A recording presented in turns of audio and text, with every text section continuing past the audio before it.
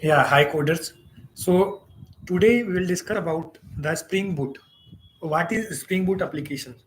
So Spring Boot application is a extended version of Spring framework. Like suppose if we want to create some rapid application in the enterprise level, and there will be the embedded web version and all the database.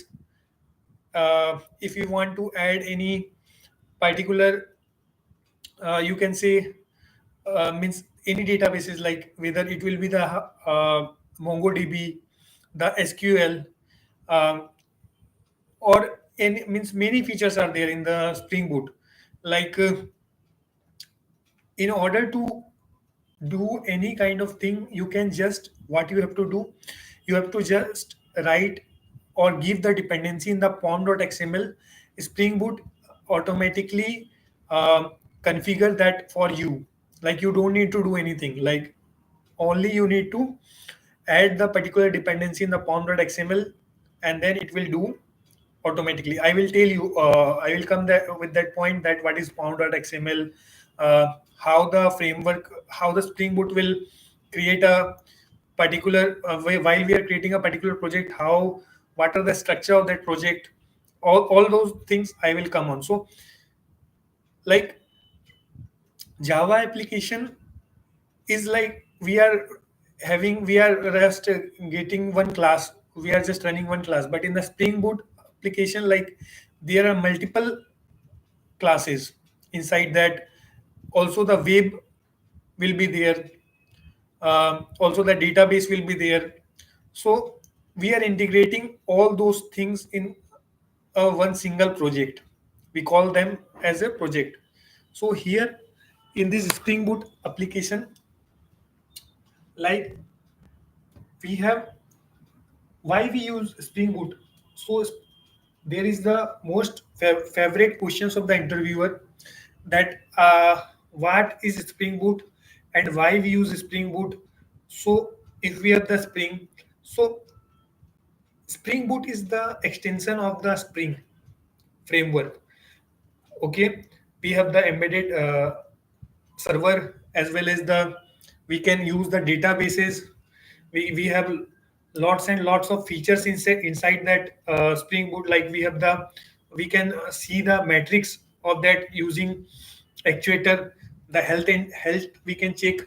We can do the EOP kind of thing, like there is aspect oriented programming. So that is a different thing, I will explain that also in the next video. But for that, you just need to know that in Spring Boot we can do lots and lots of features. Okay, so one advantage is that we can add the dependency, and Spring Boot will automatically configure those dependencies for us. Along with that, like uh, there is the embedded server inside the Spring Boot. Then we just have to focus on the version of the parent Spring Boot. And after that, if you want to add any other dependency, so we just have to give the name of the dependency, and Spring Boot will automatically configure the version of that dependency by the parent version. So suppose if we have the Spring Boot version 3.3.5, okay. Now if you want to add the JPA, or if you want to add the server, so you just have to give the group ID and artifact ID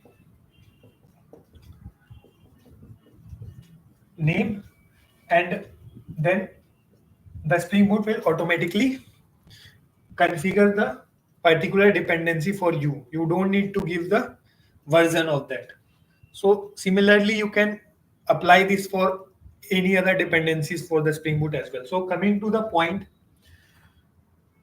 we have found one advantage, which is we can give n number of dependency. It will configure, the Spring Boot will configure for ourselves Okay, and we need to bother about the implementation, not the configuration in that. Okay, other thing is like we don't need to bother about the version of that, of if we are adding any other version, means if we are adding any other dependency, we don't need to bother about the version. It will automatically check the compatible version and it will give that version, and we can do the work. Apart from that, suppose if we have the particular server, we can change the server also using the exclusion tag. So that will I will explain that in the later video. But for now, these are the main advantages. Okay. So coming to the point, like the Spring Boot is also helpful in creating the business application, the enterprise application. So with microservices also means it will require the Spring Boot. Like in the Spring Boot, we can give small services in the modules and we'll do the work. Okay, but yeah, coming to the Spring Boot, there is one important and most important annotations in Spring Boot, which is Spring Boot application. So this annotation is the most primary annotation in the Spring Boot. So this annotation is having three annotation. Annotation is nothing but the metadata. As you have also seen in the Java application, the functional interface annotation, the serialization annotation, and many more annotations was there in the Java application as well. So similarly, you have the annotation in the Spring Boot as well, which is the metadata. So this is the Spring Boot application. In this Spring Boot application, there are three annotations, which is configuration, enable auto configuration, and the component scan. So what does these three annotation will do is, sorry, the configuration is something which indicates class is a source of bin definition. Like it will automatically configures in that particular main class. So even if we don't give configuration, it will configure with this particular annotation. So mainly in the main class, we are giving this as a Spring Boot application so that it will configure the main class itself. So it indicates that class is a source of bin definition, replaces the need of separate configuration classes, and allows bin definition in the application to be automatically picked up. Okay. Now enable auto configuration. This is nothing but, as I said you earlier, that if we will add the dependency, Spring Boot will automatically configure the beans for us. So Spring Boot to automatically configure beans and settings based on the project settings. That is, if we have the web server, so it will automatically configure that web server and all like that. Okay. So this is about enable auto configuration. Now component scan. Component scan is the one annotation where it will scan the uh, beans, the Spring components or the beans in the package of main class as well as the sub packages. So that's why just as a developer, we need to remember that the this annotation, this Spring Boot whole annotation will be in the main class itself, because this component scan is having the vital role that we are scanning the components in the main package as well as the sub package. So that's why we need to give at the class, the main class itself. Okay, if we'll give one step below, then it will check for only for that particular package. So suppose if we have com.java.hello.world. Now inside this you have many folders. Suppose if you have the repository layer, if you have the entity layer, so if you have the controller layer, if you have the service layer, so all those layers should come inside this package, like com.java.hello.world.repository dot entity, like that. So we need to, but we need to make sure that inside this package only the main method is will be available, and we will give all the layers inside this package. So Spring Boot will automatically create those for you. That main package, main class Spring Boot will automatically create the main class for you once you create the project. So you don't need to bother. So they will create that in the particular inside that particular package itself. Then in that package itself, then we need to create the service folder, the controller folder, the repository folder, the entity folder, like that we need to create, so that we can define our Spring Boot application in the main class itself. Now, so this is about the Spring Boot application. Now we have like, as I've said that at the rate Spring Boot application will be in the main class. So here we have the main class. I have given this main class. It will automatically create once you create the project. So there we have the same method in the Java which we have, that JVM will run this method. So here public static void main. So here something is public static void main. So here Spring will run this. Okay, here the role of Spring comes. So Spring will run this method, and inside that we have to, means it will automatically create one method inside this, means it will automatically call this method. Okay, like the method is Spring application dot run, then main application dot class, that comma args. So I will explain you this as well. So this is nothing but this Spring application dot run. So this is the static method provided by Spring application to run the entire Spring framework.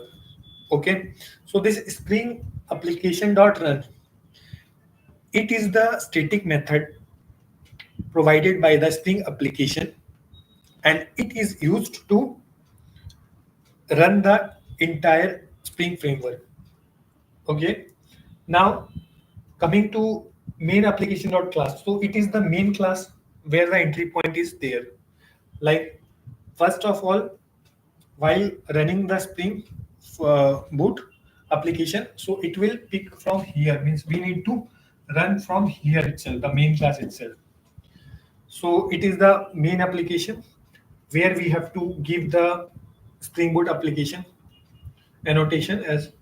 So it is the entry point. Okay, now coming to args. So args, I already explained you regarding this as well in the Java video. So args is something like command line argument passed to the application. So it is the command line argument which we can pass into the application. Okay, now when this method is called, it performs below actions. So what are the actions it will perform? Will be like this: creates an appropriate application context instance depend on the class path. So I will explain you application context about the application context in the later video, but remember that it will create an appropriate application context instance depend on the class path. Then it will register a command line property source to expose command line arguments as Spring properties.